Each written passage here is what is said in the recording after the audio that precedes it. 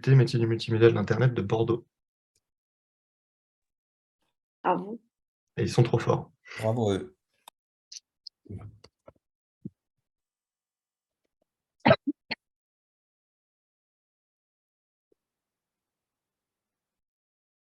Pardon, on est en live. Je notais les remerciements. Bonjour à tous. Vous êtes bienvenus à la deuxième édition de Reboot. Vous avez peut-être participé ce matin aux différents débats qui ont eu lieu. Et cet après-midi, là, maintenant tout de suite, c'est la remise des prix du hackathon de Reboot. Il y a eu beaucoup à faire pour le collectif de Reboot et pour les bénévoles qui ont travaillé dessus parce qu'ils ont reçu plus de 230 projets. La deadline, c'était hier soir. Donc, il y a eu 3 jours de travail pour les élèves, vous, je suppose, qui s'y sont mis depuis mardi. Donc, bravo. Et vous avez normalement suivi les prérequis pour être sélectionné et être parmi les projets qui étaient donc lus par l'équipe de Reboot depuis hier soir jusqu'à toute la nuit, apparemment. Et apparemment, c'était très dur. Donc, le hackathon de cette année 2022, la thématique, c'était ici et maintenant. Et les jurys que vous pouvez voir normalement tout autour de moi avec leur caméra, ils ont eu la lourde tâche ce matin de voir les prix, de devoir sélectionner parmi ces projets, parmi 10 projets sélectionnés par l'équipe de Reboot, lequel projet serait récompensé. Apparemment, il y en avait de très beaux, donc restez tous avec nous. On va vous dire déjà, dans un premier temps, l'équipe Reboot va nous raconter comment ils ont réussi à sélectionner ces projets pour en proposer pour chaque prix une dizaine aux différents jurys. Je laisse la parole du coup à Charles. Merci beaucoup, Florie. Alors, c'est vrai que c'était pas facile. On avait plus de 230 projets, comme tu l'as rappelé. Donc, on a bien veillé cette nuit pour faire un premier tri par catégorie de remise de prix. On s'est amusé, ouais. On a décortiqué pour faire une présélection de 10 projets qu'on remettait aux membres de jury qui sont beaucoup plus experts encore que nous pour refaire une sélection plus affinée, on va dire. Ce qu'on souhaitait vous dire, c'est qu'il y avait des conditions particulières qui nous ont quand même permis de mener cette sélection. On souhaitait les rappeler pour être tout à fait transparent dessus. Pour nous, déjà, le projet devait être envoyé avant 18 h. Malheureusement, on sait qu'il y a des écoles qui ont quelques petits problèmes techniques et couacs, mais il fallait qu'on respecte cette chose-là parce que sinon, on pouvait tout accepter et certaines personnes auraient pu même en profiter. Donc, on est vraiment navré pour les personnes à qui c'est arrivé. Voilà, ça malheureusement, c'était obligatoire avant 18 h. Il fallait que vos projets soient en open source, en libre accès, au moins qu'il y ait une partie du coup du prototype qui soit gratuit, réplicable. Respecter donc le thème du hackathon qui était ici et maintenant, ce qui voulait dire qu'il fallait, et c'était mentionné aussi, des solutions qui doivent être employables immédiatement. Donc malheureusement, tous les projets qui amenaient plutôt à porter la création d'une organisation, mais sans avoir forcément du coup produit ou fait des prototypes de ce que cette organisation aurait pu faire, ou sinon même de ne pas avoir créé finalement cette organisation, malheureusement, ça ne rentrait pas en compte pour être sélectionné pour les prix Reboots. Donc c'est ce qu'on disait, le livrable devait être finalement un prototype, quelque chose d'employable. Vous allez voir qu'une maquette, finalement, si on ne peut pas en fait naviguer dessus, pour nous, ce n'était pas forcément quelque chose qu'on pouvait garder. On en a quand même gardé, certains, parce qu'on voyait que toute la dimension stratégique et la façon dont vous essayez de faire en sorte que ce soit quand même employable par un grand nombre de personnes était assez poussée pour nous dire que le prototype était quasiment là. Mais pour la plupart, c'était quand même quelque chose qui nous a fait dire qu'on ne pouvait pas sélectionner. Ensuite, il y a beaucoup de critères qui essaient de vous faire valoriser plus que d'autres, et les membres du jury reviendront dessus parce qu'ils avaient leurs propres critères. En tout cas, nous, ce qui nous intéressait, c'était de voir un petit peu la dimension de l'impact de votre hack proposé, si vous avez bien mis le nez dans des référentiels, dans la découverte de tout l'écosystème, on va dire, responsable, de ne pas réinventer la roue, donc d'essayer d'avoir des solutions qui n'existent pas ou alors d'apporter une vraie plus-value à ça. L'idée, c'était pas forcément de faire le plus gros projet le plus impactant, mais être le plus malin possible pour se greffer à des choses qui, pour nous, nous semblaient être vraiment impactantes si jamais c'était employé dans un grand nombre, par exemple, d'entreprises ou d'associations. La façon aussi dont a été mené votre hack, le projet. Si vous pouviez nous montrer que vous aviez, je sais pas, utilisé des outils open source, ce genre de choses, ça nous intéresse aussi. Enfin, qu'est-ce qu'il y avait d'autre aussi? Ensuite, ce sont des critères spécifiques. Juste avant de te rendre la parole, Floris, ce qu'on souhaitait vous dire, c'est que par rapport à ces prototypes, pour essayer de se justifier une dernière fois, par exemple, la vidéo concept d'un jeu, finalement, s'il n'y a pas le jeu derrière, malheureusement, ça ne fonctionne pas. Et d'ailleurs, je fais une petite aparté dessus. Il y a eu un groupe qui a fait une super vidéo, un super motion pour expliquer leur jeu. Et on s'était dit que c'était vraiment génial, sauf qu'on n'avait pas le jeu derrière. Et en fait, par exemple, on se disait typiquement, s'il faut expliquer ou faire un peu de pédagogie sur le prototype qu'on a pu ressortir, à la limite, prenez ce motion design, faites-en plusieurs petites vidéos animées et vous mettez ça en libre accès. C'était des vidéos, on va dire, à but pédagogique. Et ça, par exemple, ça va être un prototype employable, fonctionnel, qu'on peut répliquer, enfin partager, etc. Donc, une maquette de site web sans site web, ça ne fonctionne pas. Tout ce genre de choses. Des stratégies d'événements sans événements, derrière, malheureusement, on ne pouvait pas le prendre. Voilà, tout ce genre de choses qu'on a dû balayer, malheureusement. Ce n'était pas facile.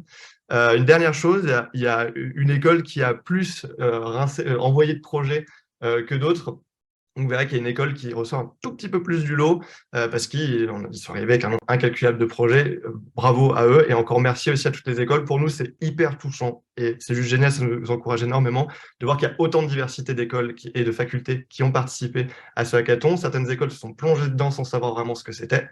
Donc, un grand merci pour tout ça. Et maintenant, je pense que c'est place au prix. Merci Charles. Du coup, on ne saura pas c'était quelle école. Eh ben, on verra après. Ok, ça marche. Et bien, tout de suite, alors je me présente, je ne l'ai pas fait. Je suis Florie de Bayeux, je travaille pour le média Uzbek Erika. On explore le futur. Vous pouvez nous retrouver en librairie et en ligne. Pardon, c'est fini, j'arrête avec ma pub. Et je passe tout de suite au prix parce que c'est ça que vous attendez. Je vous présente simplement là les prix et après je donnerai la parole aux différents jurys et ils vont vous raconter comment ça a été difficile pour eux de choisir parmi tous les projets qui ont été proposés. Le premier prix, ce sera le prix de la communication responsable avec 3 personnes qui ont dû se poser sur justement les 10 sélectionnés. Donc, c'est Céline Picoret, Gildas Bonnel et Aurore Wrobleski. Je ne dis pas de bêtises, je crois. Et du coup, je leur donne tout de suite la parole. Bonjour, je vais commencer. Donc, je suis Céline Picoret, je travaille chez The Good Company. On est une agence de publicité située à Paris, une agence plutôt responsable, je dirais. Voilà, et je partage l'agence avec Lisa Gache, que l'on voit tout en haut à droite, mais qui n'est pas dans la même catégorie que moi. Voilà. Je laisse la parole à Aurore. Oui, bonjour. Je prends la suite de Céline. Donc nous, on est Madison Communication, une agence de communication digitale basée à Nantes. Et donc, on a un prisme responsable via notre univers digital. On a notamment des expertises sur le numérique responsable. On a été la première agence de communication labellisée numérique responsable. Et on s'attache également à proposer une communication qui soit accessible et adaptée à tous, notamment via notre expertise en accessibilité numérique.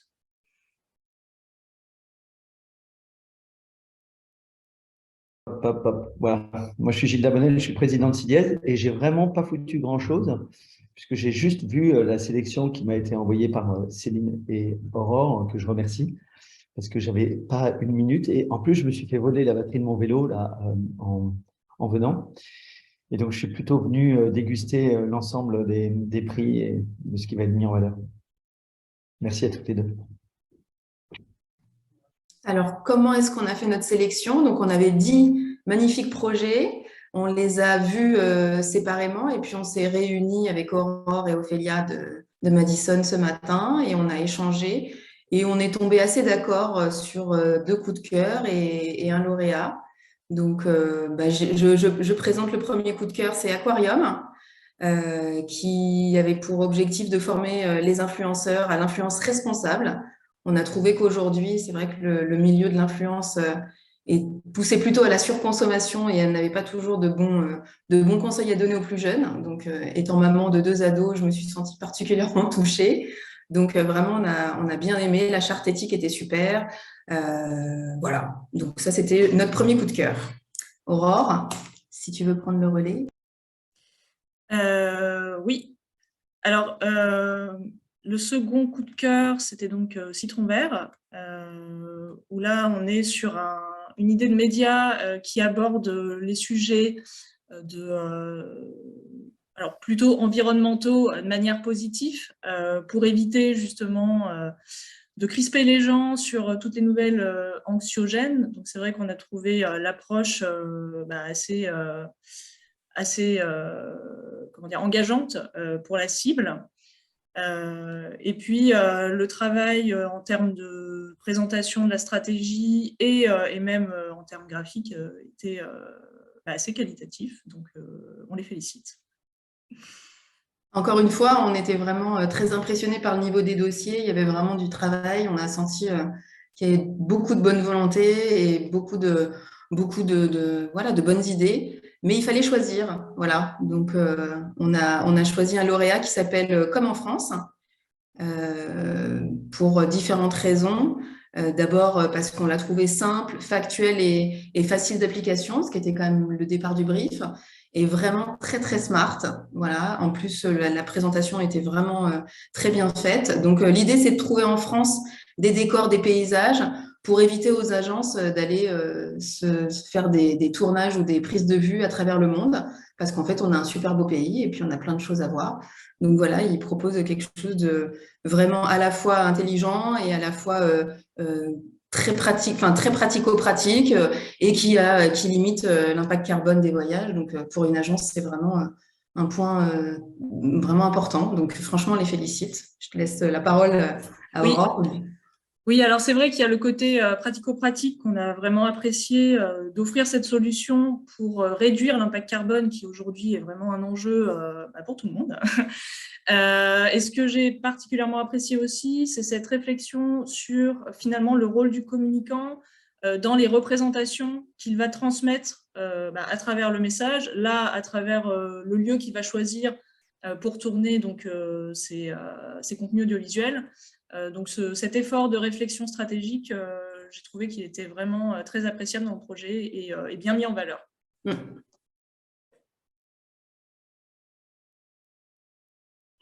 Côté régie, pardon, est-ce qu'on a le groupe lauréat?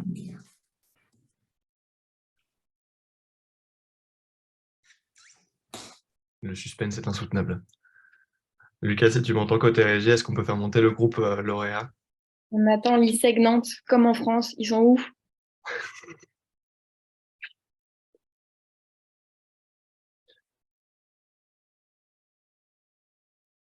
On me fait signe qu'ils arrivent. Oui, Clément dit qu'ils arrivent.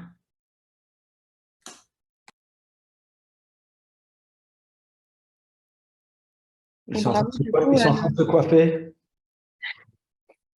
Bravo encore aux autres projets dans cette catégorie et bravo aux 2 coups de cœur de notre jury du coup.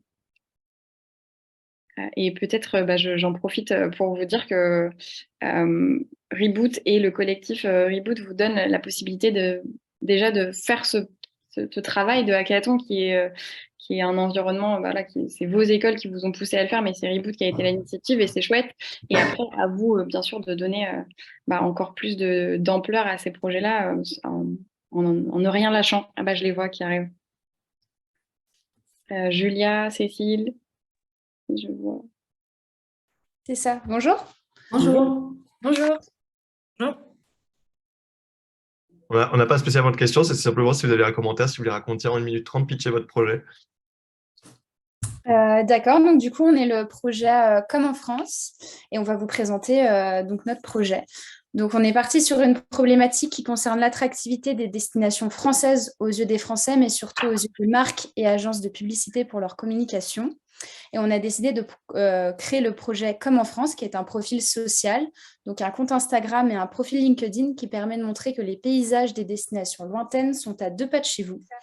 On va être sur une cible qui peut plutôt être B2B avec des agences de com, des marques qui cherchent des endroits où tourner leur spot.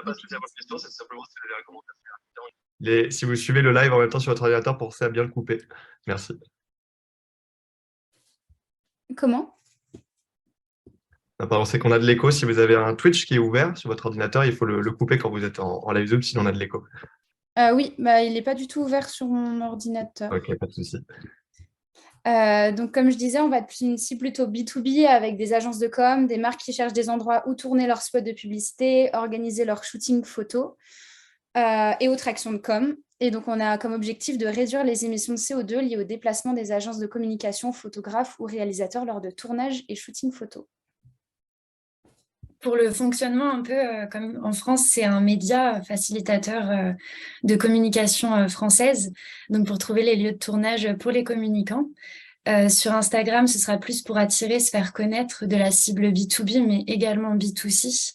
Et sur LinkedIn, ce sera pour partager les rendus finaux, les communications qui ont été faites grâce à Comme en France. Et les agences de communication, elles peuvent directement nous parler via les messageries privées. Et ce seront des explorateurs, donc des amateurs de photographie, des gens de notre communauté, ça peut être des influenceurs voyage, un peu tout le monde, qui enrichiront ce répertoire de destinations. Et tout ceci sera monétisé, puisqu'on veut vraiment que ce partage de savoir il soit rémunéré et pour conserver au mieux en fait les espaces partagés et qui est un peu, qu'on évite justement ce tourisme de masse, encore une fois. Et juste pour finir, si on a quelques minutes en plus, on voulait, s'ils sont dans le chat, dans Twitch, remercier les coachs, les 3 coachs qui nous ont suivis et qui nous ont beaucoup épaulés et beaucoup soutenus. Donc Simon, Pierre-Henri et Stéphane. C'est passé, je pense. Ils doivent vous suivre, c'est obligé. Et ben, merci beaucoup, merci à toutes les deux d'avoir pris le temps de pitcher. Bravo pour le projet, bravo aussi d'avoir fait en un temps record. Et merci encore au jury aussi d'avoir pris le temps. Nous, vraiment, bravo, hein. On a trouvé ça super. Ouais, vraiment, Ouais, félicitations, incroyable. c'était un très beau projet. Hein. Oui. Bah, merci. Pas la chaîne. Merci beaucoup. Si ça va à tout le monde, on va passer au prix numéro 2. Le prix du numérique responsable. Je vais donner la parole déjà pour qu'ils se présentent et ensuite qu'ils remettent leur sélection à Romane, Clément et Daniel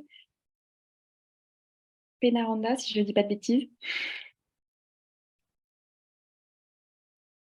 Bonjour. Bonjour. Moi, je suis Romane Clément, je suis cofondatrice de Contrôle S, qui est un studio de design et d'innovation pour un numérique responsable. Et donc, mon expertise se situe dans ce champ-là, un peu à la croisée des chemins entre le design, l'ingénierie et surtout les sciences sociales. On essaie d'avoir une approche du numérique responsable qui n'est pas que de l'optimisation, et qui est aussi une pensée un peu plus globale, politique et sociétale. Je laisse la parole du coup à Daniela, qui était mon binôme sur ce jury. Merci, Romane. Bonjour à tous et à toutes. Moi, je m'appelle Daniela Penanda. Je suis UX designer indépendante chez Team UX et je travaille dans l'industrie du design depuis 18 ans, donc ça fait un petit moment déjà.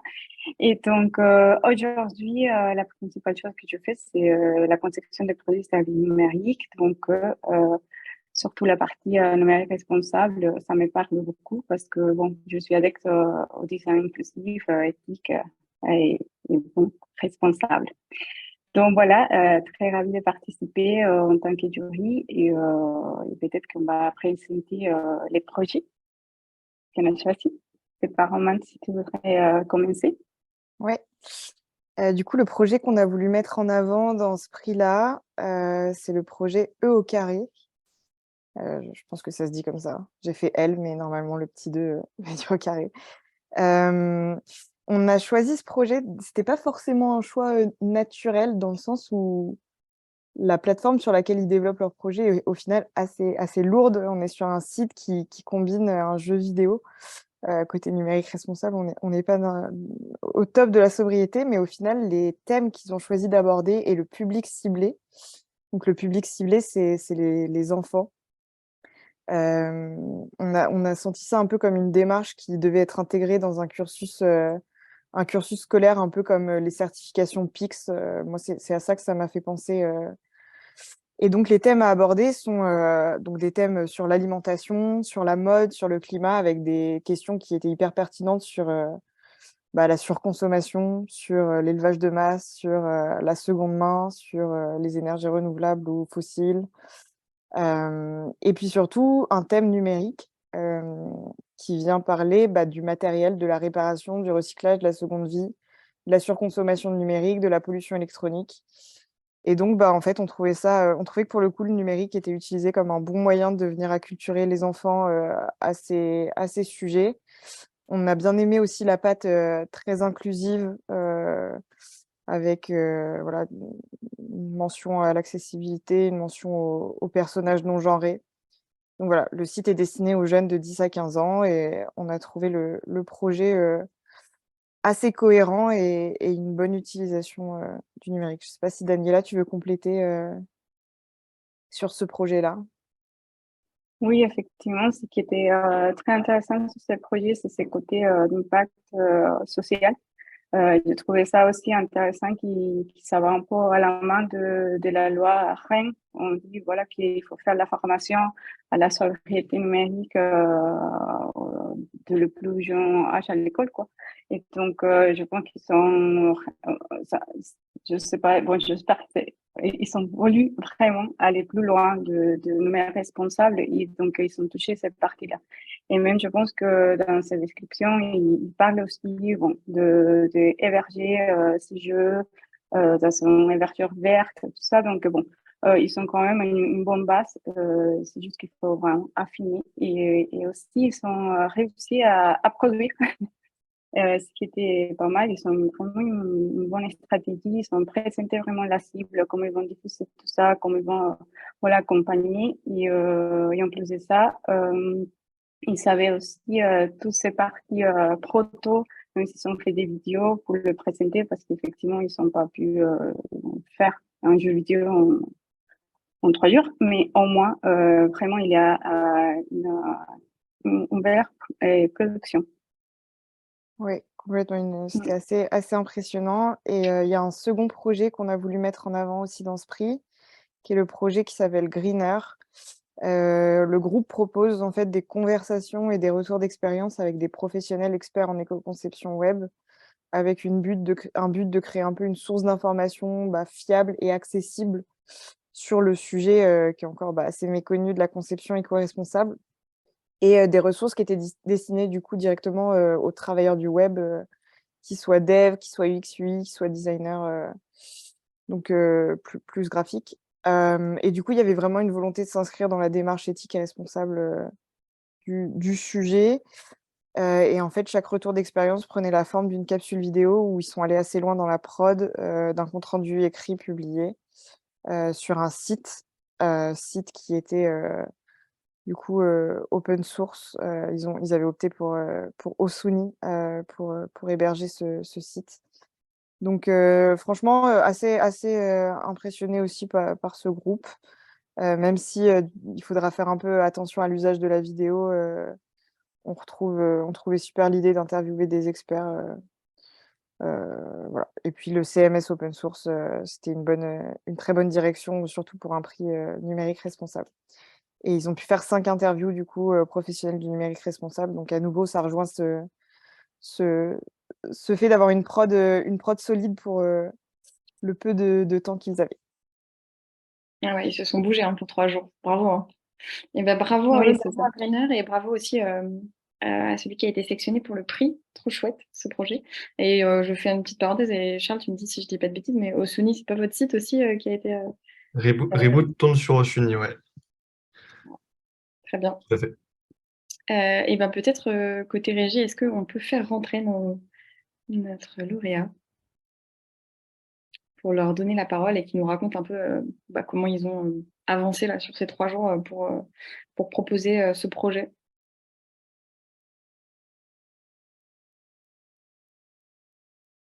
Et merci encore à Roman et Daniela. C'est chouette de vous avoir eu avec nous. Plaisir Je- pour de rien. Juste le temps qu'ils arrivent et qu'ils prennent la parole, un petit rappel sur ce qui va se passer après pour les projets Reboot. Les lauréats seront affichés sur le site de Reboot, mais avant tout, les écoles et vous-même aussi essayez de les faire vivre, de les diffuser. Sachez qu'il y a des membres du jury qui ont été très touchés par certains projets et qui sont prêts à vous recontacter derrière. Donc, guettez vos boîtes mail à ce moment-là. Et il y a aussi, alors attendez, je ne veux pas écorcher le nom, il y a aussi l'agence Mangrove qui propose une exposition inclusive et sociale dans la serre urbaine de Lyon et qui va reprendre donc les projets nominés, en tout cas déjà sur Lyon, pour les diffuser. On prendra sûrement contact avec vous pour la petite info. Voilà, parenthèse fermée. Bien, merci Charles. Je vois que on a nos lauréats. J'ai peut-être pas de vidéo, mais Malheureusement, je n'ai pas de webcam. c'est pas grave. Bonjour, du coup, je représente l'équipe OE au carré. Je serai tout seul malheureusement pour la présentation. Du coup, est-ce que vous voulez que je commence pour pouvoir présenter mon projet et montrer le projet de l'équipe au carré? Ok, avec plaisir. Du coup, on avait remarqué, grâce aux diverses conférences donc de lundi, que la population française devenait de plus en plus sensible aux problématiques environnementales. Cependant, les jeunes, en fait, restent encore peu responsabilisés, voire peu au courant de ces sujets et de leur place dans ce domaine. C'est pour ça, en fait, que notre hack consiste en un jeu ludo-éducatif, accessible en open source pour les professeurs, les écoles, les assurances ou d'autres personnes qui pourraient l'utiliser pour sensibiliser donc les jeunes de 10 à 15 ans aux enjeux environnementaux à travers le jeu, voire même sociaux. Donc, ma première éco-aventure, c'est le nom de notre jeu, qui consiste en un visual novel, ou on devrait dire un roman vidéoludique en français, tel que Doki Doki Literature Club ou Amorous, ou d'autres jeux dans le même thème. Et il serait en fait décomposé en plusieurs chapitres, abordant en fait différentes thématiques socio-environnementales. Ici, notre projet avait été proposé sous la format donc du numérique, avec le téléphone sans fin. Le jeu est donc visant à sensibiliser les jeunes de 10 à 15 ans. Il aborde donc les thématiques à travers des petits animaux vivant de petites histoires. Et en fait, on a fait ce choix-là pour un objectif d'inclusivité et d'éviter de non-genrer, donner un aspect assez mignon à l'univers que peut être en fait la réalité. Donc, il y a aussi un aspect graphique qui est plus le héros fait des mauvais choix, en fait, plus les couleurs chatoyantes en fait se ternissent, deviennent gris, bleu, voire même négatives. Et du coup, en fait, il y a un aspect de recommencer, de renouveler en fait l'expérience et donc de retenir ces couleurs au fur et à mesure du jeu. Merci à vous. Trop bien, Marc, merci beaucoup. Peut-être que tu veux faire un petit mot aussi pour tes collègues, citer leur nom, les remercier ou remercier des gens qui vous ont aidé sur le projet.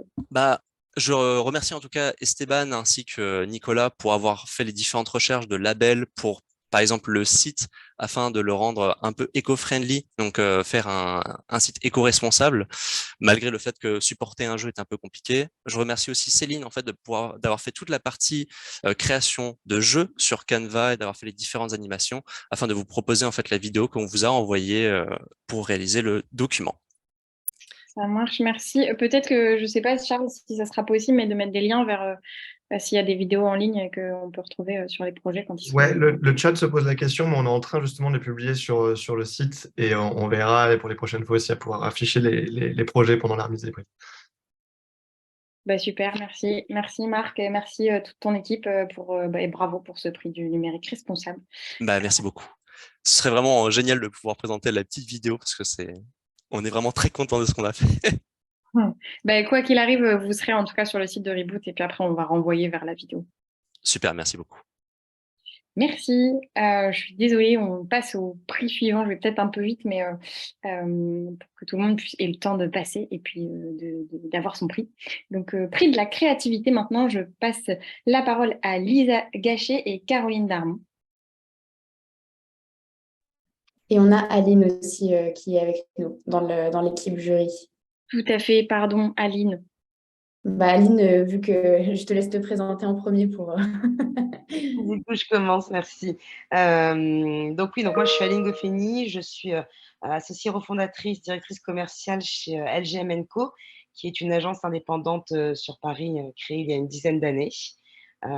Et effectivement, on a reçu, donc pareil, une dizaine de dossiers. Vraiment un super boulot, et Lisa le dira comme Caroline. Très, très, très, très joli travail. Un choix pas évident. Je laisse la parole, Lisa. Merci beaucoup. Et donc, moi, c'est Lisa Gache. Je suis planeuse stratégique donc, chez The Good Company, qui est une agence de création, de publicité indépendante. Et comme Céline le disait tout à l'heure, responsable et engagée. Bonjour, et donc moi je suis Caroline Darmon et je suis directrice RSE de Publicis en France. Je ne vous présenterai pas Publicis, mais par contre, je suis aussi vice-présidente de la commission RSE de l'AACC, qui est présidée par Gilda Bonnel, que vous avez entendu précédemment. Je vais peut-être moi continuer de suite on a eu 2 coups de cœur et Lisa vous présentera le lauréat final. Moi, je vais vous parler d'un des coups de cœur qu'on a eu et en effet, extrêmement impressionnée par la qualité des dossiers que vous avez rendus sur une une période tellement courte, mais on a eu des dossiers où sincèrement, voilà, première parole, ça a été waouh. Enfin voilà, waouh et waouh aussi parce que vous avez bien compris les problématiques et donc du coup, enfin voilà, c'est assez impressionnant le niveau que vous avez donné. Donc on a 2 coups de cœur. Le premier, celui dont moi je vais vous parler, qui est Lou aux éditions Hackatomb. Donc c'est assez drôle sur le nom des éditions aussi. Donc Lou, en fait, c'est une série de petits livres pour les enfants qui expliquent les gestes du quotidien, les éco-gestes du quotidien. Et donc, dans un premier temps, on a eu quelques discussions là-dessus. On s'est dit, bah, finalement, c'est pas forcément très original, mais en fait, ça l'est. Parce que quand on se rend compte et qu'on s'intéresse un peu à l'univers des livres pour enfants, bah, finalement, il n'y a que certains types de livres qui existent. Il va y avoir, bon, c'est quoi sur la planète, comment est-ce qu'on la sauve, enfin voilà, plutôt assez haut niveau, ou alors l'océan, etc. Mais finalement, il n'y a pas de série de livres avec un personnage central qui, derrière, explique les éco-gestes. Et du coup, ce qui nous a aussi plu, c'est qu'en plus de ça, c'est le fait que ça crée un moment vraiment ensemble, parents et enfants, pour discuter d'une problématique du quotidien et de créer ce moment et de ne pas être forcément dans une démarche « je touche les jeunes et après, par prescription, ça va toucher les parents », ben, on trouvait ça intéressant. Je laisse la parole à Aline pour le 2e coup de cœur. Merci Caroline. Oui, le 2e coup de cœur qu'on a eu est pour le dossier de l'EFAP Comme Escape. Comme Escape a retenu notre attention à toutes les 3 en coup de cœur parce que, c'était la sensibilisation pour nous, pour les communicants, pour les étudiants dans la communication. Le but étant, de façon ludique, de faire un mélange d'escape game et de jeux de société autour des problématiques de campagnes réelles, mais qui ont été retopées par la RPP pour des raisons effectivement qui sont pas toujours aussi évidentes, des fois dans notre métier, de sujets qui ne sont où on veut être bien disant et qui ne le sont pas forcément. Donc voilà, donc un mélange de jeux de société avec des cartes, des questions, etc. et en même temps d'escape game sur différents questionnements là, ils nous ont présenté 4 campagnes publicitaires avec des rebondissements. Le but étant d'être en cohésion ensemble pour retravailler une campagne pour effectivement avoir le but escompté et en même temps ne pas être surprometteur. Donc coup de cœur pour nous parce que ludique, pédagogique, en même temps ensemble et innovant. Vraiment innovant sur la façon d'aborder ce sujet via le jeu et le jeu de cette façon-là. Voilà pour notre 2e coup de cœur. Merci Aline. Lisa, on y va. Et donc, pour le groupe lauréat, donc c'était vraiment difficile de choisir. On a un petit peu galéré. Donc, encore une fois, bravo à tout le monde. Donc, le groupe lauréat, pour nous, ça a été Vers Demain. Donc, un groupe qui propose un projet qu'on a estimé extrêmement complet et vraiment très approfondi. Donc, on a été vraiment toutes bluffées par la qualité et la profondeur du projet. Donc, l'objectif et le but de ce projet, c'est d'éveiller, de sensibiliser et de mettre en action les jeunes, donc de 8 à 25 ans, sur justement les problématiques environnementales. Donc, pourquoi, en quelques mots, on a choisi ce groupe?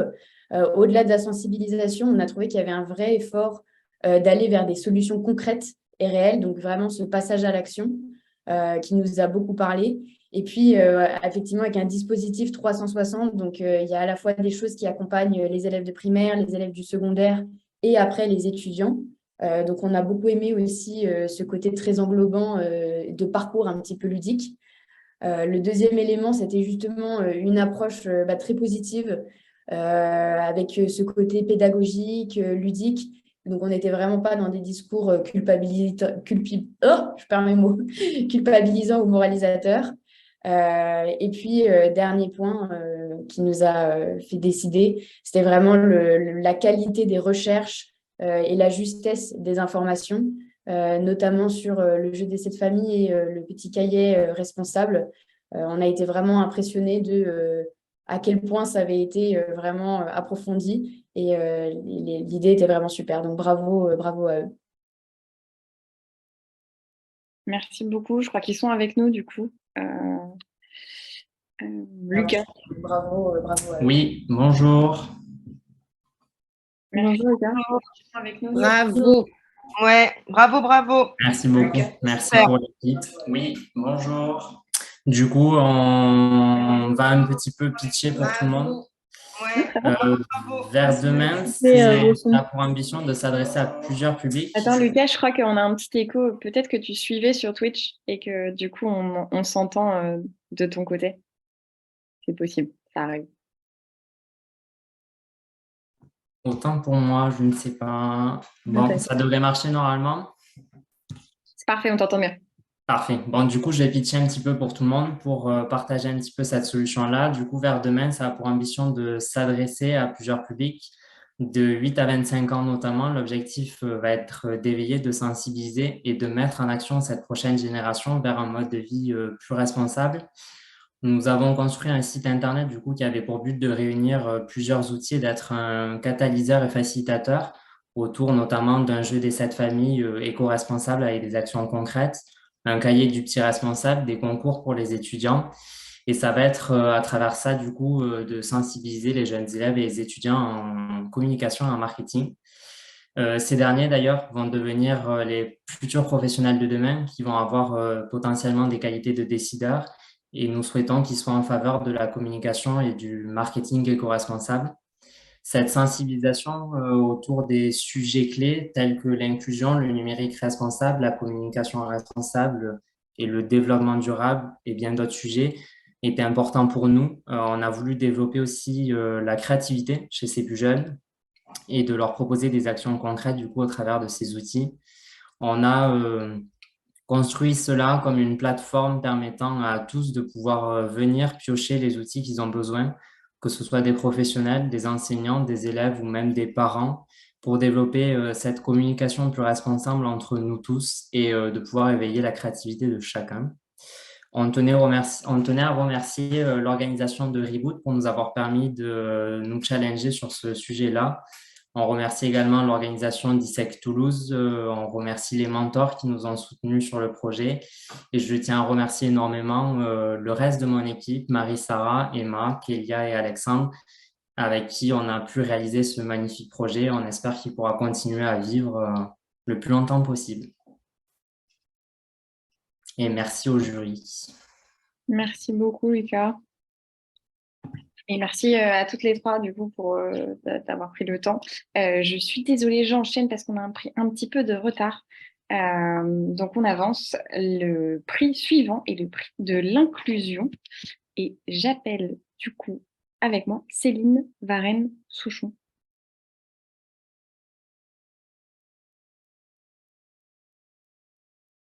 Est-ce que Céline... On a un micro coupé pour Noémie. C'est Noémie qui parle, mais... Oui, bonjour, excusez-moi. Oui, donc je disais simplement que je ne suis pas Céline Varenne-Souchon et Noémie Chotiki. On travaille ensemble chez Mangrove. Donc Céline s'excuse de ne pas pouvoir être présente. Mais on travaille ensemble sur ces sujets d'inclusion, tout particulièrement chez Mangrove. On est une agence de design sociétal. Alors, qu'est-ce que c'est? C'est une façon d'accompagner nos clients dans leurs projets, des projets de stratégie, des projets d'organisation, des projets de nouveaux services, nouveaux produits, avec des méthodes inspirées du design thinking. Et pourquoi l'inclusion? L'inclusion, c'est, je dirais peut-être un fil rouge, même si bon, c'est encore, c'est difficile de parler d'un fil rouge, mais enfin, c'est quelque chose qui nous tient particulièrement à cœur. C'est c'est pas un sujet qu'on traite, c'est par nos sujets de clientèle, on essaye d'être toujours dans une réflexion d'inclusion sur ce qu'on peut créer.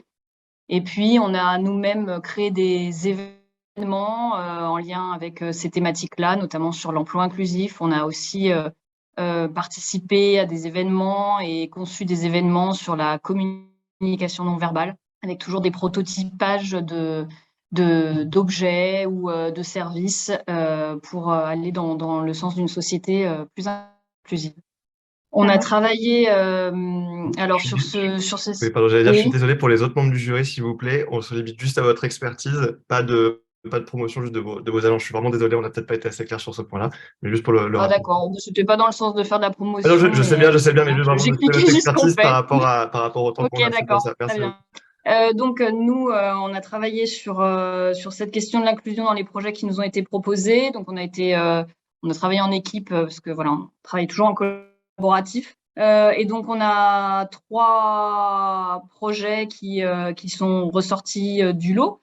Alors, tout d'abord, l'ISEG Nantes qui a proposé une formation inclusion à destination des services com, mais également des RH, des communicants en règle générale. C'est une formation qui est très simple, très plug and play, voilà, avec des outils vidéo, c'est très didactique, c'est voilà, avec des solutions tout à fait simples et on imaginait tout à fait que ça puisse être voilà, développé assez rapidement et puis c'est assez efficace quand dans son travail quotidien, on a besoin voilà, de se dire est-ce que mon support, mon site, est-ce qu'il est accessible? Est-ce que j'ai bien mis les bonnes couleurs? Et en plus, le travail a été fait sur des handicaps qui sont pas forcément toujours pris en compte en accessibilité, le daltonisme, les troubles 10. Voilà, donc c'était un projet très intéressant.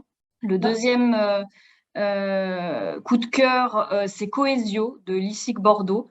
Alors, c'est peut-être notre côté, on aime beaucoup jouer. Et donc, c'est un plateau de jeu, là aussi à destination donc des étudiants en communication, qui pourrait être une sorte de, on va dire, de support de cours et d'ouverture d'esprit aux questions de l'inclusion dans le secteur de la communication. Et c'était tout à fait bien pensé comme support, assez innovant comme façon de faire de la pédagogie autour de ces sujets d'inclusion RSE avec des questionnements, des mises en débat.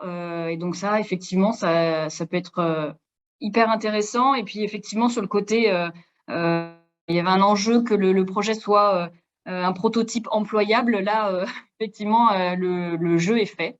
Donc clairement, on peut y jouer dès la semaine prochaine, hein, si j'ai bien compris. En tout cas, le plateau donne vraiment envie. Et enfin, notre coup de cœur, le projet qu'on voulait vraiment mettre en avant et saluer, c'est un projet de l'ISEG et c'est Léo et Lilou, un livre pour enfants. Et là, ça nous parle des stéréotypes de genre et donc un livre à destination des enfants, un livre déguisement sur les métiers.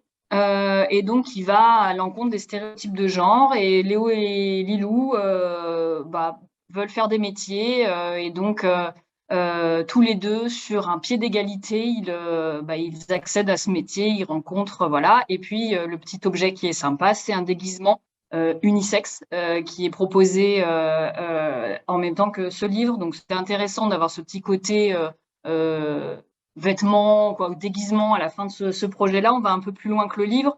On envisage vraiment dans ce projet le côté collection, donc c'est aussi intéressant d'avoir cette vue-là, et puis aussi le côté, on pourrait aller plus loin aussi, que voilà, ça ouvre des opportunités sur les stéréotypes de genre, mais aussi on pourrait travailler plus voilà, sur l'inclusion des personnes en situation de handicap, notamment dans l'accès à l'emploi, qui sont des questions assez universelles. Donc voilà, Léo et Lilou a eu notre coup de cœur. Merci Noémie, et merci aussi, du coup, tu remercieras de ton côté Céline, toutes les deux d'avoir pris le temps sur ces projets.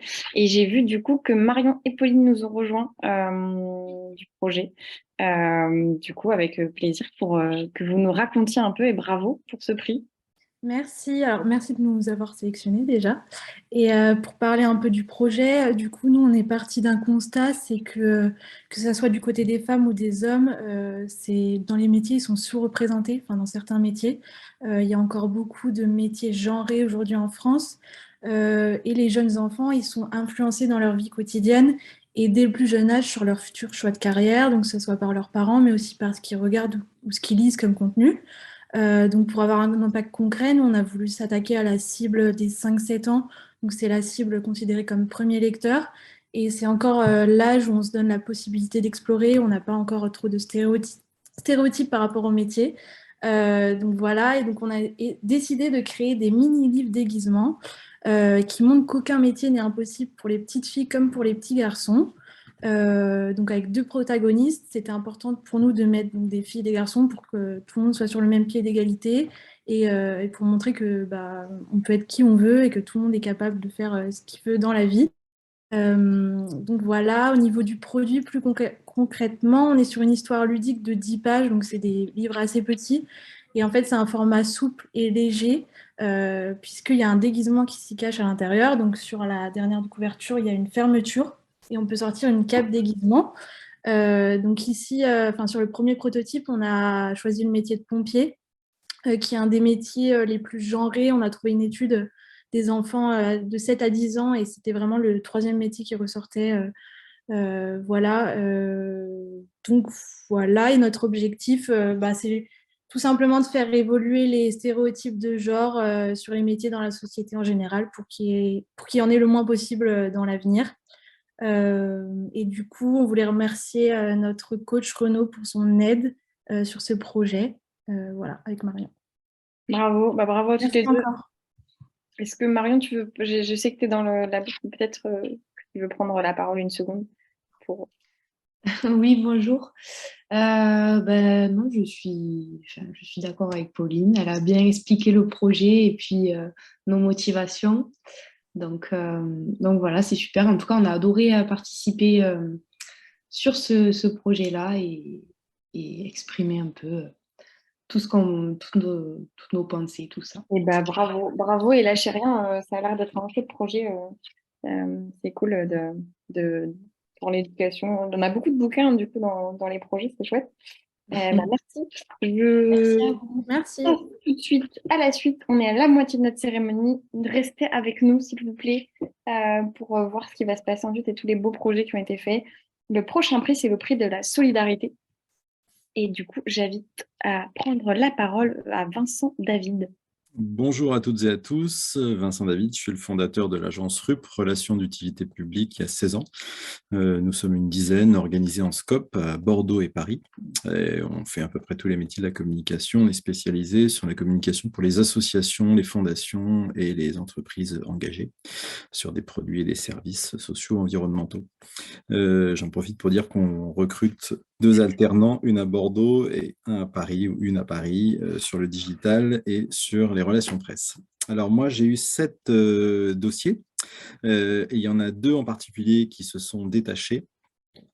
Celui que je vais mentionner, c'est ECV Bordeaux, justement, qui a imaginé une application pour répondre à l'éco-anxiété, qui s'appelle Les Beaux Mondes. Et l'idée, c'est de permettre à des personnes qui sont préoccupées par les questions environnementales, de trouver des solutions, de trouver des personnes qui seraient un peu dans les mêmes situations qu'eux et qui auraient des bonnes idées, des bonnes initiatives pour justement trouver des solutions pour lutter contre l'éco-anxiété et justement agir.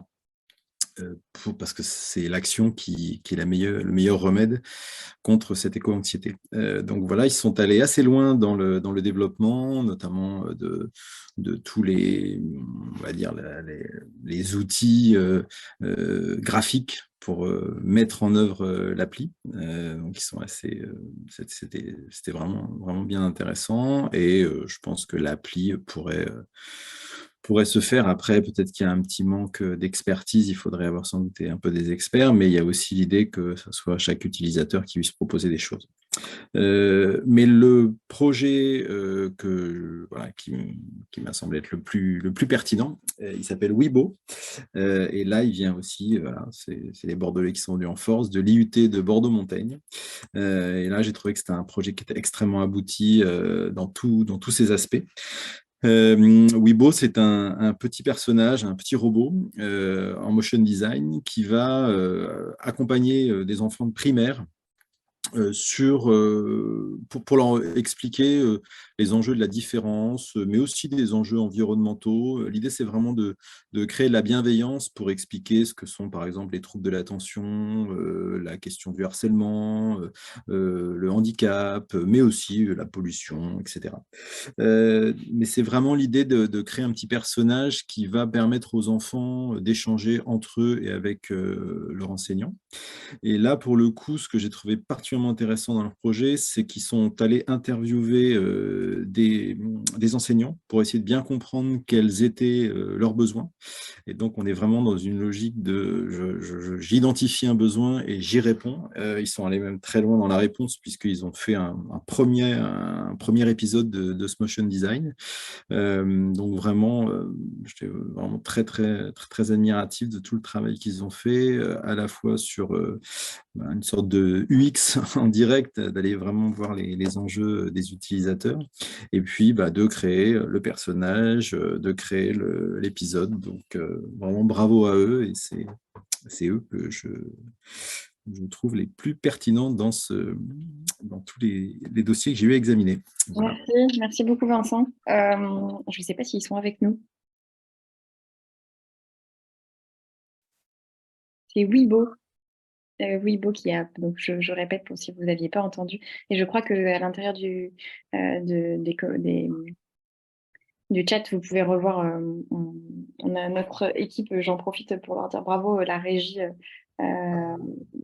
IUT Multimédia de Bordeaux, si je ne dis pas de bêtises, bravo à eux, ils sont derrière les manettes de ce beau stream. Donc, et on a Weibo qui est avec nous, ils sont tous là d'ailleurs, derrière la caméra. Est-ce que vous nous entendez? On vous entend. Okay. Parfait. Voilà, donc du coup, nous, c'est l'équipe qui avons créé les histoires de Weibo. On a écouté, tu sais, tout a déjà été très bien expliqué. Donc du coup, oui, le but, c'était de vraiment créer la discussion entre les enseignants et les élèves. On a fait une recherche, du coup, on a demandé à d'autres écoles, et c'était vraiment quelque chose qu'ils avaient besoin. Ils n'avaient vraiment pas beaucoup de ressources pour parler de ce genre de sujet, donc ça nous paraissait cohérent d'en faire une, justement, qui est sur une chaîne YouTube, là, qui est sur la chaîne YouTube Les Histoires de Weibo. Vous pouvez aller voir. Et on va sûrement, enfin peut-être, on va peut-être en rajouter d'autres au fur et à mesure de l'année. Et voilà, enfin, tout a déjà été très bien expliqué Trop bien. Merci sur le beaucoup. concept. Voilà. Merci à vous. Merci. Oui, on a quelques petits remerciements pour les gens qui nous ont aidés et l'école qu'on a interviewée surtout. Alors, je tiens énormément à remercier l'école du coup Ferdinand Buisson, qui ont en fait accepté de nous accueillir dans des délais en fait très courts. On a pu aller les voir, il y avait énormément de pertinence dans notre dialogue avec eux, ils nous ont parlé de leurs problèmes et on a essayé justement de chercher un milieu entre ce qu'on pouvait faire, ce qu'on pouvait leur offrir et ce qu'ils avaient besoin. Et on répond aujourd'hui à un réel besoin, un réel manque dans le matériel pédagogique. Et aussi à certaines personnes qui n'ont pas pu être présentes aujourd'hui, donc notamment Mathéo Lambert qui fait partie de notre équipe et qui n'est pas présent aujourd'hui, Claire Vital qui est pareil, nous a beaucoup aidé alors qu'elle n'est pas forcément sur notre projet, et aussi Béatrice Lemoine qui nous a beaucoup aidé aussi dans notre projet en tant que coach, formateur, je ne saurais pas comment dire, mais oui, merci à toutes ces personnes qui nous ont beaucoup aidé dans le projet. Ça marche. Ouais. Merci aussi à tous les 5 et on espère que ça ira plus loin encore. Bravo parce que le temps a été court pour. Bravo. Merci beaucoup. Et alors, on passe à la suite de cette cérémonie et on est avec le prochain prix qui est le prix de l'éco-conception. Je vais donner la parole à Camille Poulain et à Guillaume de Souza. Et bonjour, donc moi je suis Camille Poulain, je suis la cofondatrice de Lichen. On est une agence d'éco-conception et de conseil en éco-conception. Et bonjour à toutes et à tous. Donc moi, je suis Guillaume de Souza, je suis un imprimeur responsable et je suis habitué à travailler avec Camille parce qu'on a travaillé sur la refonte graphique, la fabrication et l'impression du nouveau guide de la com responsable de l'ADEME. Voilà. Alors, on voulait faire une petite observation plutôt globale. L'ensemble des projets déposés, on a pu constater que l'éco-conception était un sujet qui était assez compliqué. Et on a vu qu'il n'était pas forcément maîtrisé parce qu'il est assez vaste. Et donc, on a vu pas mal d'idées reçues, mais je crois que Camille peut expliquer un petit peu la suite. Oui. On en a notamment vu, c'est le classique, sur tous les projets print, on a systématiquement eu du recours au papier recyclé. ce qui est vraiment qui n'est pas forcément toujours le plus responsable dans un projet. C'est vraiment une idée qu'on a, mais ça n'est pas forcément le cas. Et surtout, si on n'utilisait que du recyclé, on aurait rapidement plus de papier du tout. Donc ça, c'est vraiment des choses qui sont à réussir à débunker un petit peu. Mais malheureusement, on peut constater souvent que les étudiants ont essayé de faire des recherches, mais qui sont confrontés très vite à des sources qui sont assez peu fiables. Et c'est malheureusement souvent le cas quand on parle d'éco-conception, parce que c'est une notion assez récente. Du coup, on n'a pas toujours les bonnes infos. Alors, de notre côté, il y a un projet qu'on a sélectionné, qu'on a énormément aimé, c'est celui de l'ECV Digital. Octane, c'est le jeu de cartes projet 2050. Alors, il était assez impressionnant. Pourquoi? Parce qu'en fait, ils ont réussi à faire quasiment une stratégie 360. Il y avait même des présentations vidéo. C'était un jeu de cartes qui sensibilisait sur toutes les problématiques environnementales. Un sujet print avec de la vidéo, du motion, dans un délai aussi court. Bravo, encore bravo. Donc, pourquoi est-ce qu'on l'a choisi? Vous l'aurez compris, c'était extrêmement abouti. Il y avait énormément de sujets abordés liés à l'écologie, à l'éco-responsabilité. Il y avait énormément de modélisation, il y avait des réflexions de fond qui étaient vraiment pertinentes. On sent qu'il y a eu un vrai travail d'équipe. Pourtant, ils étaient assez nombreux, je crois qu'ils étaient 9, ce qui est assez fou. Et on voit qu'ils ont vraiment repris en compte tout ce qui est de la communication responsable. Et encore, bravo à eux sur cet aspect-là.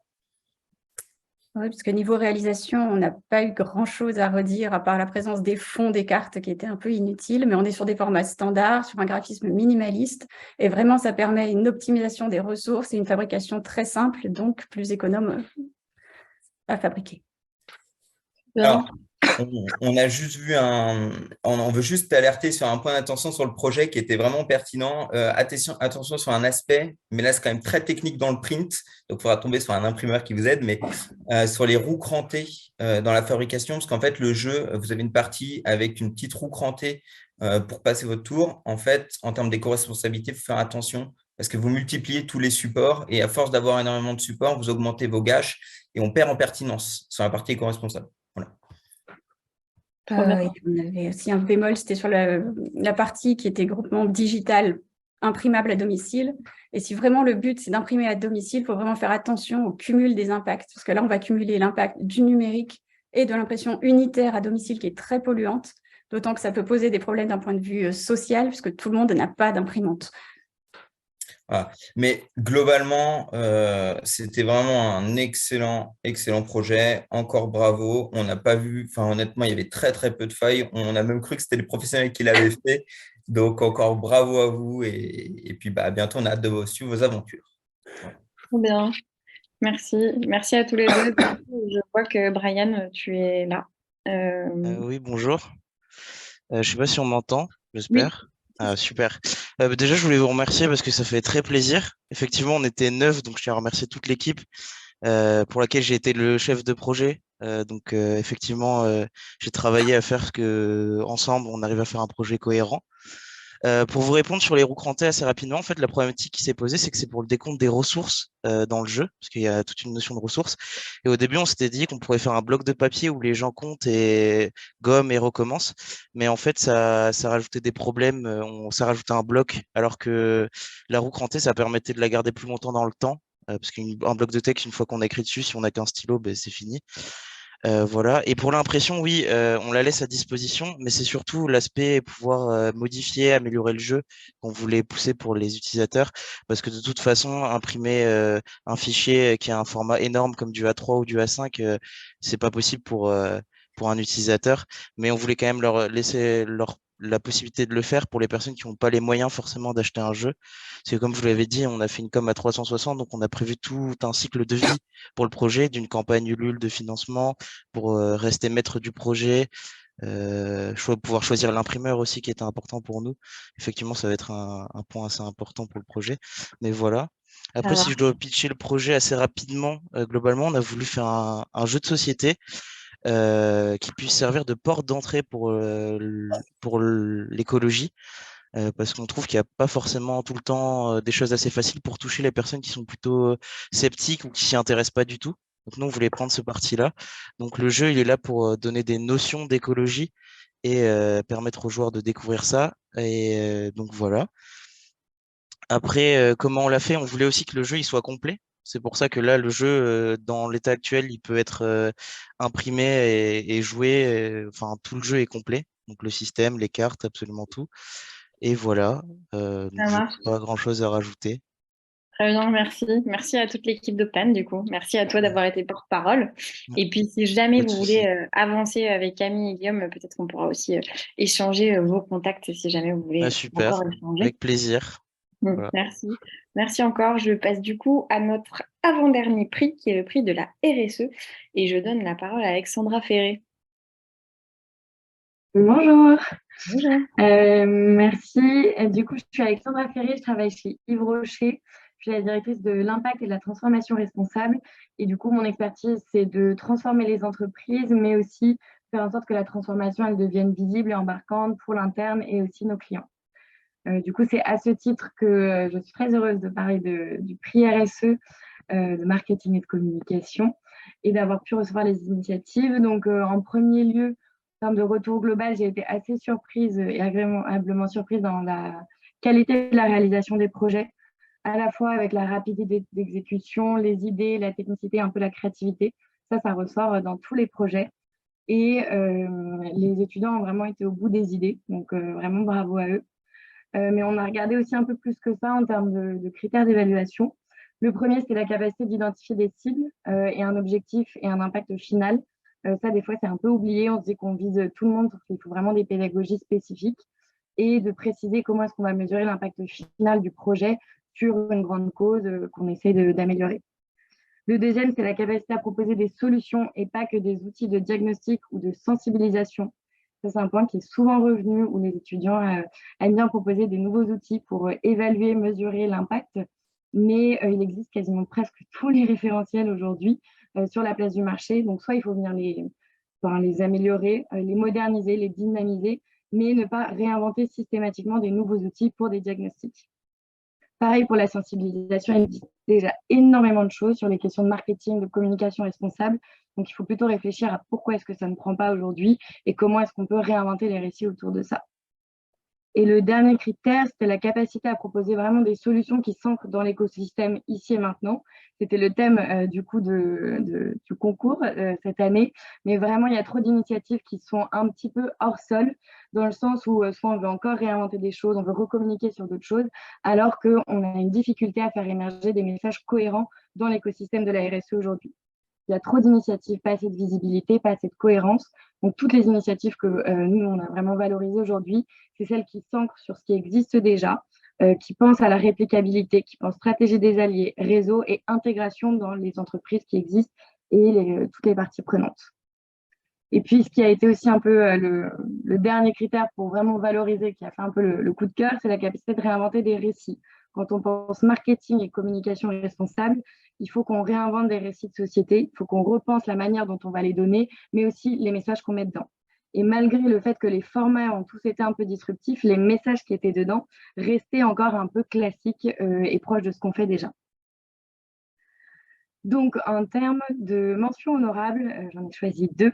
Un premier qui s'appelle Game of Green et que j'ai sélectionné un peu pour la pédagogie immersive qui m'était au cœur. Donc, c'est un concept de jeu vidéo où la personne rentre dans la peau d'un étudiant qui est missionné par une entreprise pour refaire sa stratégie de marketing et de communication. Donc, c'est un peu un système de choix, voilà un peu le jeu dont je suis le héros. Et donc, on voit aussi les choix, les schémas mentaux qu'on peut tous avoir et les biais auxquels on peut faire face. La deuxième mention honorable, c'est un outil qui s'appelle EcoPerf, du projet EcoGrowth. C'est un outil pour mesurer l'empreinte carbone d'une campagne marketing digitale et qui le convertit un peu dans des ordres de grandeur qui sont assez tangibles pour nous, c'est-à-dire des kilométrages, un vol, aller-retour pour New York, etc. Ça permet de visibiliser l'impact environnemental d'une campagne digitale qui souvent sont un peu oubliés. On se dit c'est pas très grave, ça n'existe pas. Et puis du coup, le projet récompensé, celui qu'on veut vraiment mettre à l'honneur, c'est un projet de l'EFAP, la fresque de la communication responsable. Donc pourquoi est-ce que ce projet particulièrement? Je pense que vous connaissez tous le concept des fresques. Voilà, c'est un jeu où on va venir recréer les chaînes d'incidence, de cause à effet autour d'un sujet, et là, donc, de la communication responsable. Qu'est-ce qui fait une communication responsable ou qui ne l'est pas? Comment est-ce qu'on peut déceler du greenwashing, etc.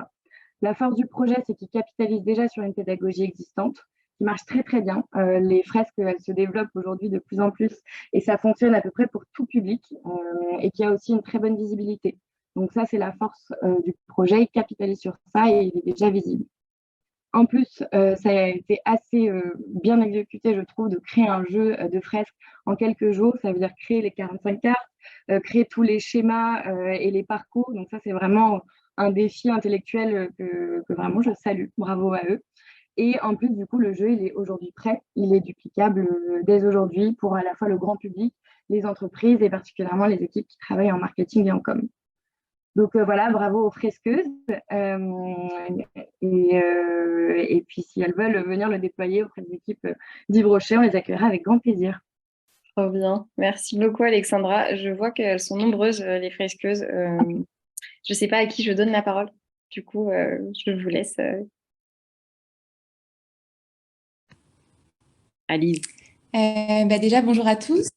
On tenait à vous remercier pour ce prix. On est vraiment très fiers d'avoir remporté le prix RSE. On tenait également à remercier Daniel Luciani, notre intervenant, qui nous a beaucoup aidé pendant ce hackathon. Et enfin, on remercie notre école, les FAP, pour nous avoir fait participer à cette édition.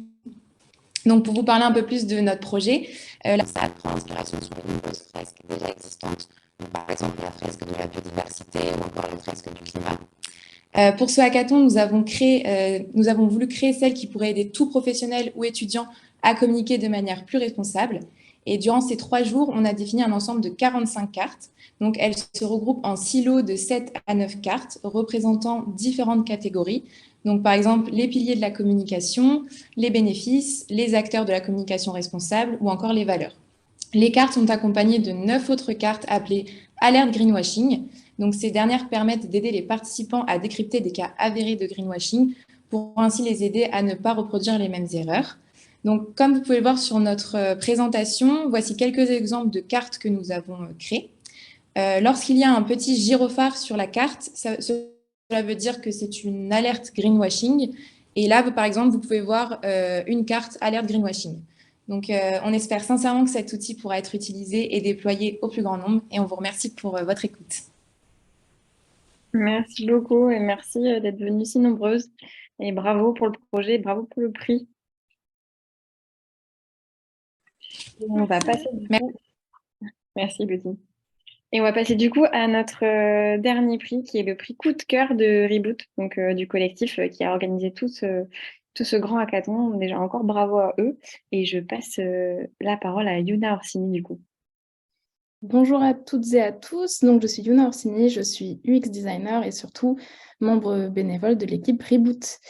Donc je vais avoir le plaisir de valoriser plusieurs projets dans la catégorie coup de cœur qui peut-être ne portent pas très bien son nom dans le sens où ce sont surtout des projets qu'on souhaiterait encourager à pousser les projets un peu plus loin.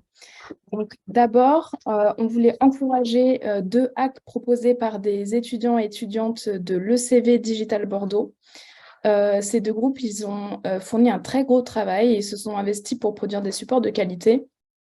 Mais le point commun de ces 2 groupes, c'est qu'il leur a manqué peut-être le petit truc qui permet de rendre leur hack réellement fonctionnel et utilisable ici et maintenant, qui était le thème du hackathon. Et comme vous le savez, comme Charles l'a expliqué en tout début de remise des prix, c'était vraiment un critère très important pour que les projets soient sélectionnés. Donc le premier projet, Time2, c'est un workshop collaboratif pouvant être organisé en entreprise par une personne externe pour susciter une prise de conscience collective chez les participants à propos des enjeux environnementaux, sociétaux, économiques et éthiques dans leurs activités. Le second projet de l'ECV Digital Bordeaux, c'est le média web Daphné, donc là encore un énorme travail dont l'objectif est de sensibiliser et d'accompagner à une communication et une conception éco-responsable. Donc vraiment, on encourage ces 2 groupes à poursuivre leur réflexion et leur travail de production sur ces hacks.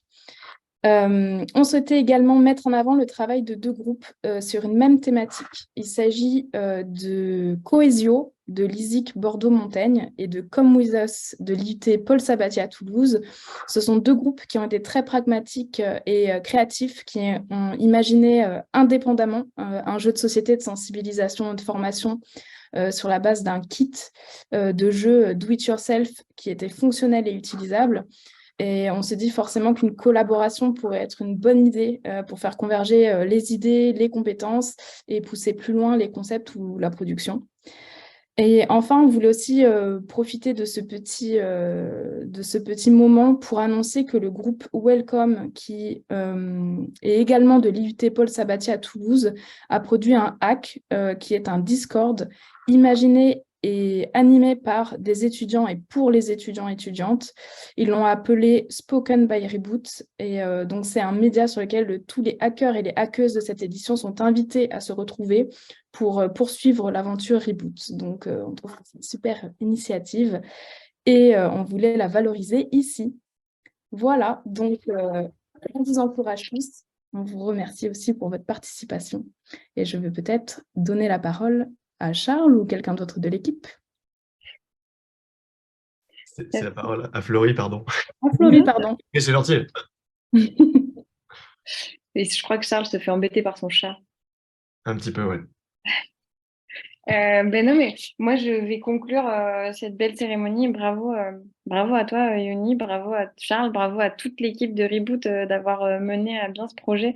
Vous avez rassemblé énormément de gens autour de ce projet de produire des solutions responsables et de transformer la com. Je trouve ça trop chouette. On a entendu plein de projets hyper intéressants. J'espère que ça va créer des liens, des ponts pour aller encore plus loin. J'espère que les gens qui nous ont regardés voilà, se sont inspirés. J'espère que dans le jury, ça va faire aussi des petites connexions avec les gens qui ont présenté leur projet.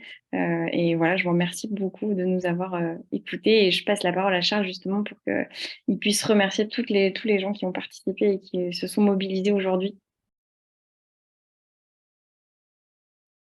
Il y a toute l'équipe Reboot qui arrive petit à petit là au compte-gouttes. Avant que tout le monde soit là, on tenait à remercier toutes les écoles qui ont accepté de participer à Reboot. De nouveau, les étudiantes et les étudiants qui ont participé au hackathon, tous les membres du jury. Je rappelle que Reboot est 100% bénévole. C'est même pas une structure associative, on n'a aucun biais financier, quoi que ce soit. On est juste un Slack et on essaie de mettre en place des choses chouettes. Je vois que tout le monde est en train d'arriver. Voilà, je voulais juste à vous remercier. Merci aussi nos partenaires. Je pense à l'ADEME, je pense au Chip Project, à l'UNRIC, et je crois que ça va Elinaire aussi, qui nous ont permis à chaque année de crédibiliser un peu plus l'événement. Et je pense qu'on se retrouve l'année prochaine. Je ne sais pas ce qu'on en pense, l'équipe Reboot. Carrément. Avec plaisir. Ah oui, bien sûr. Un immense merci aussi aux MMI, les MMI de Bordeaux qui ont donc assuré aussi bénévolement, tout le monde est bénévole, c'est formidable, bénévolement la régie virtuelle de cet événement. Il y a même des anciens de MMI qui sont revenus redonner un coup de main cette année pour aider justement la régie virtuelle. On va continuer, je pense, de porter cet événement 100% en ligne selon les questions qu'on a, mais c'est comme ça que ça fonctionne depuis le début. Ne pas oublier que vous pouvez retrouver sur le site beaucoup de ressources pédagogiques qui sont en libre accès, gratuits, que vous soyez enseignant, que vous soyez en entreprise, étudiant, venez vous en saisir.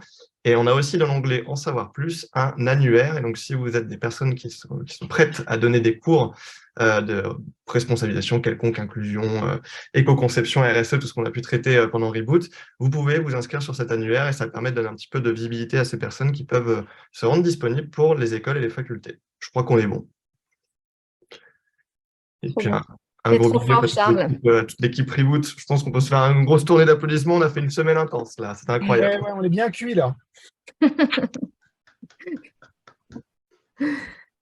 Et merci à toi, Florie, pardon, de Ouzbek et Aïka d'avoir accepté d'animer cette... Avec plaisir, j'ai pas fait grand-chose. Mais bravo, franchement, c'est beau de faire ça. C'était vraiment chouette.